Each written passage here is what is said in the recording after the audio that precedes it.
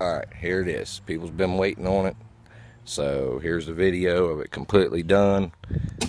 And works just fine. I like how it rides. I gotta put shocks on still, throw the center caps on.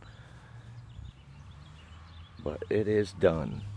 It works, it runs, it does what it's supposed to. I'm gonna turn this camera so shit might change through the video.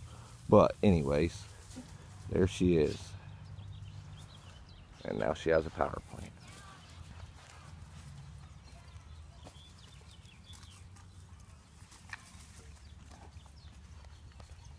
Three sets of door inputs. Got my banks, caps right there, a couple batteries, some copper bars. It's a lot of work, done. But she's all done. I cleaned it up today. The wheels was pretty nasty. I don't think they'll ever come back. I gotta get some kind of acid and put on these tips. Get them to clean back up real good. They're off of Grand Prix for anybody that's wondering. But there she is. She needs cleaned up. I'm about to do some work on the motor. It's not running too great right now. It's running kind of rough. But I'm gonna sit you down here for a second.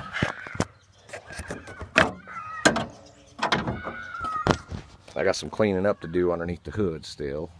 Again. It needs all cleaned up.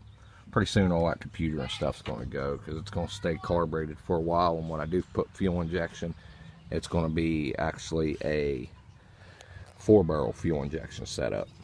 And the new motor's coming soon. I'll post up some videos of when I'm swapping the motor out. I might have to take the whole driver fender off, being the way my headers are set up. I'm going to try to get away with just unbolting it and leaving it set there for the time being and pull the plugs out. And this side I should be able to pull back away from the engine enough to clear everything. I got custom mounts that I built a long time ago on there. That I built when it was a 4-wheel drive still, and I put a V8 in it. And now it's all together. It's working like it should. That carburetor that's on there is junk. I got a buddy that's about to rebuild my Elderbrock for me. Once I go to put my new motor in, I'm going to put a new rebuilt carburetor on it and see where it goes from there. But other than that, give you guys a little, I'll slam it down. It don't sit on the ground. I know a lot of people don't like that, but it sits low enough for me. Front wheels tuck. We'll drop the back first. Let's turn the remote on, and it's all wireless. Here, before I drop it, I'm going to give you guys a glimpse of everything I've done inside here. It's been a pain in the butt. I had to do some adjustments on stuff. Oh, got to hit the unlock button. Door's still locked. We had to finesse the door a little bit to get past the tank. But other than that, I need to clean up some wires. But I guess I'm just going to make a beauty sticker bomb the tank. Make a beauty plate that comes up so far, runs down and covers everything right there. And I'll hide the pumps, hide the lines, hide the wires. And then I'm going to come down off the speaker box with another beauty plate and touch the other side of the tank and hide everything that I can possibly. But for now, that's how it's going to be. And then I'm going to put carpet over this door and do away with all the stuff that's on it, because I don't want it looking like crap when I open it up. It already does. I'm going to carpet a lot of stuff. But I got some more work to do inside. I got to pull the speakers out still and shrink my sealed section of the 4th order. And in case you guys are wondering, that's all 4.3 set up on the front of a small block. Every one of the brackets is a 4.3. I did tie in to this bracket, and then from the bracket to the intake, because I had a bolt hole there. Well, and it's also keeping the brackets more stable. Right now I got a bearing going bad in one of the pulleys, and I got to take the belt off and find out which one it is so I can swap it out so it stops squeaking a little bit. But you can see the carburetor's been overloading. But here we go. Let's lower it down for you guys. You ready? Okay, rear section. There's the rear. That's down. Alright, now the rear looks even lower once you do this. Let's get up here. Sorry about the mess in the yard. I gotta get it cleaned up. Okay, front end action now. And she slammed down just how I wanted it. Tucks the front wheels. And to be honest, I can drive it with the wheels straight. As long as I keep the wheels straight, I can drive it with it tucked like that. but when I go to turn, it will hit and rub, so I got to lift it up a little bit. But I'm also probably going to do some work on my inner fenders eventually. Might raise them up so it don't have no drag on the fenders and it won't hit nothing. I got to do the shocks still in the front and the shocks in the rear, but other than that, it's become a pain in the butt somewhat. But other than that, it rides great.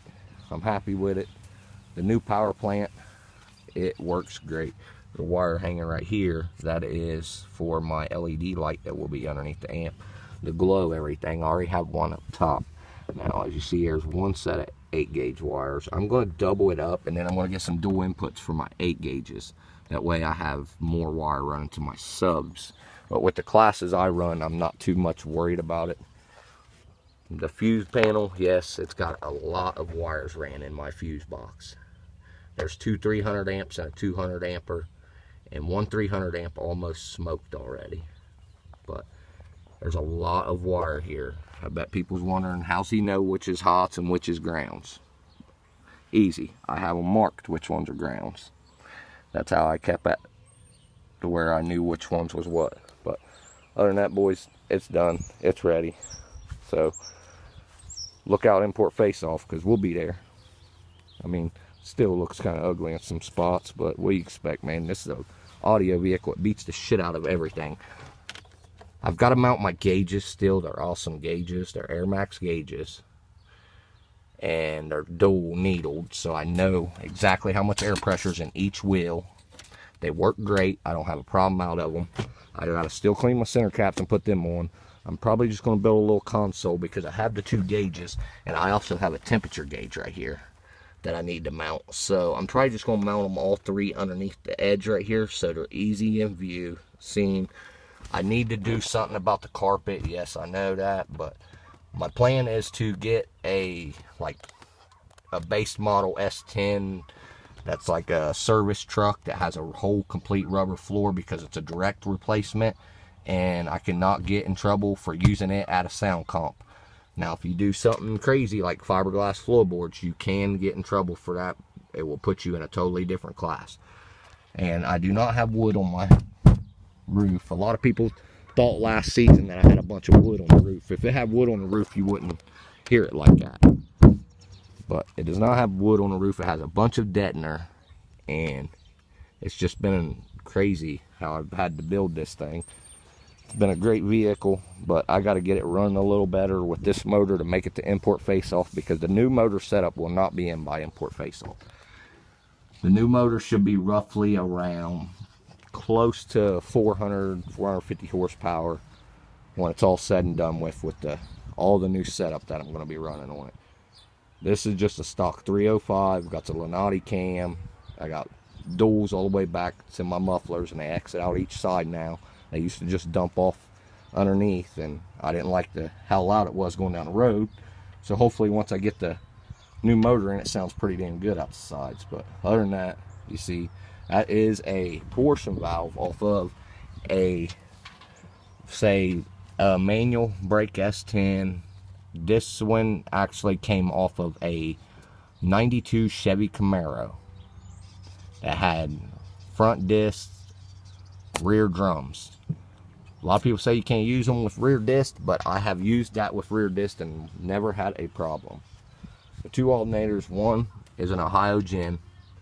This one right here is an Ohio Gin 275. It puts out almost 300 amps, and then that one is a custom built 400 amp alternator, and it pushes 4 to 450 amps of alt out of it. We've had it on one NS1 and clamped almost 9K with just 3 banks of caps in that one alternator, and clamped around 10K. So I know what it does. Battery needs cleaned up a little bit. Everything needs cleaned up. It's been a long time, but it will be done. It will be ready. This hose is the heater core. I capped it off because, man, it gets hot in there in the summertime, and I don't really drive it through the winter, so I didn't need it.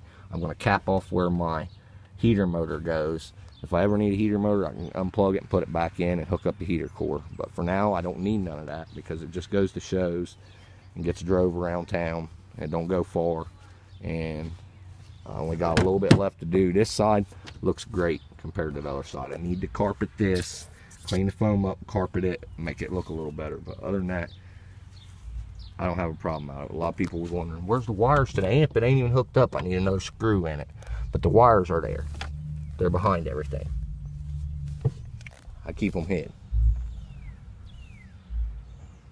Oh, I hear a baser somewhere. I think that's my brother basing across the street in that neon. Yeah, look at that mess. I gotta clean this up. That dog right there will drag out anything. Demo. A lot of people that used to go to the Mecca shows probably remember him as a puppy. Rico, a lot of them remember him. He's not no puppy no more, and he's a big dog. Big baby's what he is. But anyways, I just wanted to let y'all know what was up. Wanted to say thanks y'all for watching. Subscribe to my YouTube channel. As many likes and subscribes as I can get, I'd like it. All this stuff is done by me. I do not let anybody else work on my vehicle. I do all the stuff myself. Only person that ever helps me out is if I need a hand. I'll ask my old lady, or I'll ask my cousin Brandon Evergall. Good guy. But other than that, this thing has been built by bare hands. It's on an S10 chassis, for people that don't know that. And to do that, I did cut some of the body away to put it on an S10 chassis. And I will reveal that real quick. It does not affect anything else. It will not allow me to gang DBs or nothing like that. If anything, it will lose. But I chopped out a section of the body, and I chopped the support that ran across the frame that held the gas tank off. But after I set the body down, I went ahead and welded the C-channel in perfect, so I knew the frame would not flex around. Other than that, it has been a good vehicle. It rides great. I was just tired of bumpy rides, so now she ain't gonna be too bumpy. It's gonna be a fun ride. But anyways, like I said, y'all, like, subscribe. Thank you. Have a great day.